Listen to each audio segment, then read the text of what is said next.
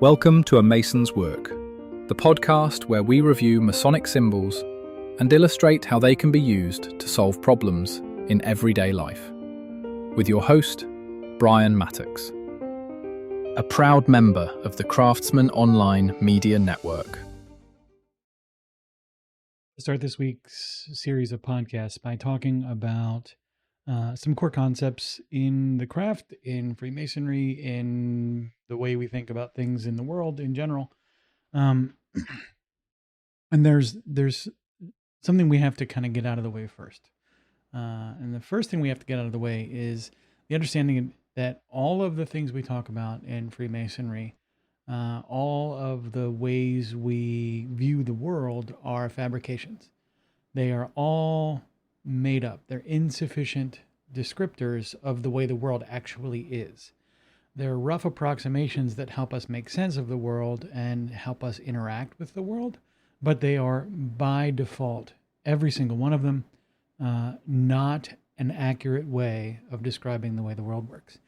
Even in places where we have a good vocabulary, a strong vocabulary for understanding the phenomenology of the world, like science, even those words are not the same thing as the truth behind the words. So when we start to talk about some of these sort of fundamental concepts in the craft, it's important to remember that the concepts we discuss are not to be used in a way that is deterministic.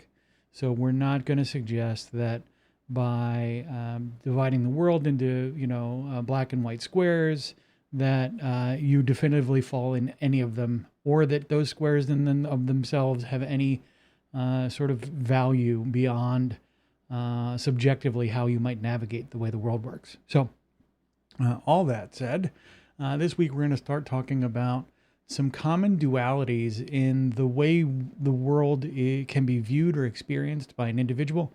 And this helps us hone our skills as a craftsman.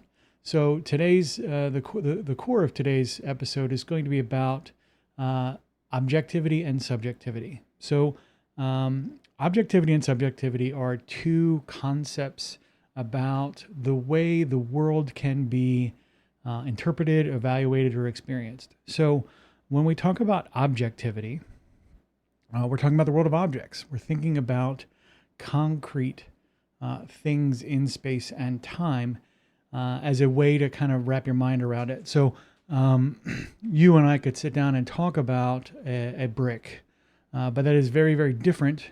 The discussion of a brick is very different than the brick itself.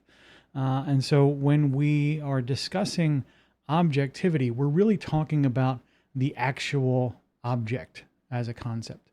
We're also talking about provable, reliable realities about the way the world works process-wise. The law of thermodynamics, for example, is an objective truth. When we talk about objectivity, the requirements are that it must be provable to other people or other subjects, if you want to, put it in technical terms. So objectivity is agreed upon by multiple subjects. When we share information with each other, if I give you an understanding of the way the world works, you need to be able to take that information and reliably repeat it to prove that that's a truth. When we talk about objectivity, we're talking about verifiable evidence as well. So if I say, well, I've spent $30 and I still have $40, I need to be able to demonstrate the transaction.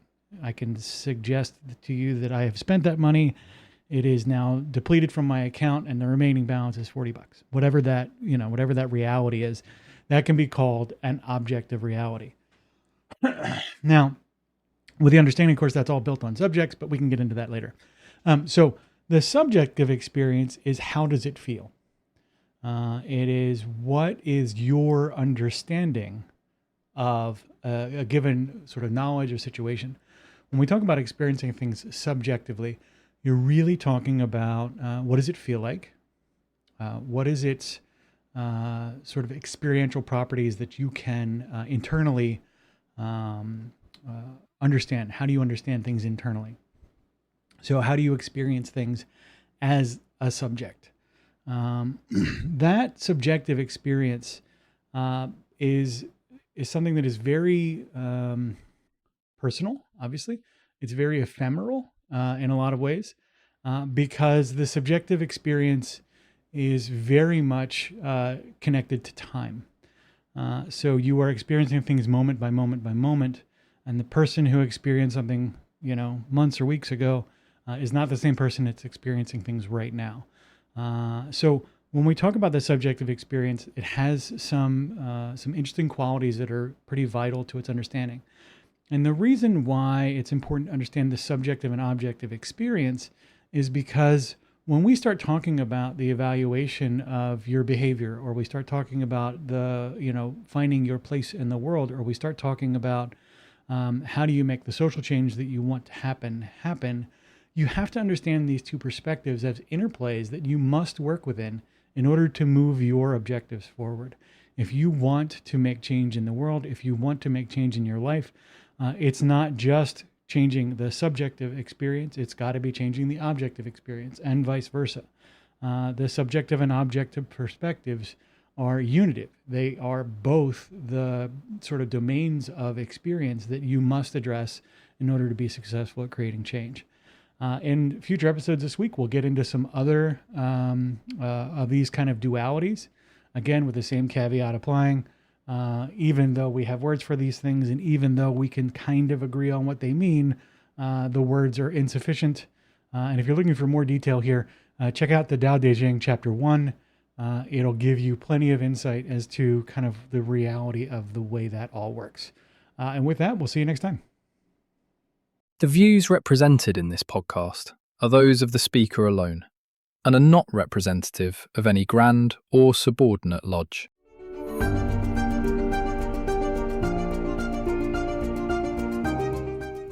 Hi, Brian here. I wanted to thank you so much for listening to this episode. If you have any suggestions or guidance for further episodes you'd like to see or hear, whatever the case may be, please don't hesitate to reach out to me at masonswork.com, and we will try and incorporate your suggestions into a future recording. Thanks.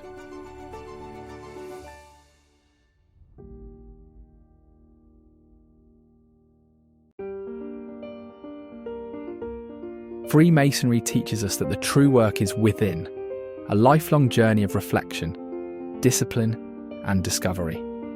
At A Mason's Work, we help Masons bring out their best selves through meaningful self-inquiry and symbolic practice. From personal reflection to lodge engagement, we offer tools that turn symbols into action. Visit us at amasonswork.com. The work is within. The time is now.